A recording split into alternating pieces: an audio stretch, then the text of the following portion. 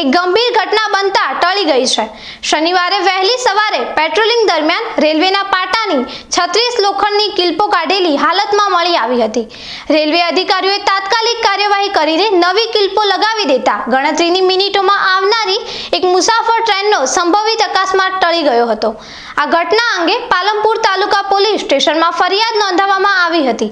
પોલીસે તાત્કાલિક તપાસ હાથ ધરીને કિલ્પો કાઢનારા 2 આરોપીઓને ઝડપી પાડ્યા છે।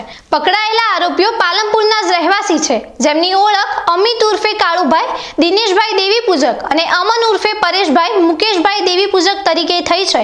પોલીસની પ્રાથમિક પૂછપરછમાં આરોપીઓએ જણાવ્યું છે કે તેઓ ચોરીના ઈરાદે આ કિલ્પો કાઢી રહ્યા હતા અને તેને ભંગારમાં વેચવા માંગતા હતા। પોલીસે આ મામલે વધુ તપાસ માટે આરોપીઓના 1 દિવસના રિમાન્ડ મેળવ્યા છે, જેથી રેલવેને નુકસાન પહોંચાડવાનું કોઈ ષડયંત્ર હતું કે કેમ તે અંગે પૂછપરછ કરી શકાય। રેલવે વિભાગની સતર્કતા અને તાત્કાલિક કાર્યવાહીના કારણે એક મોટી દુર્ઘટના ટળી ગઈ છે। હાલ પોલીસ આ ઘટનાની ગંભીરતાથી તપાસ કરી રહી છે।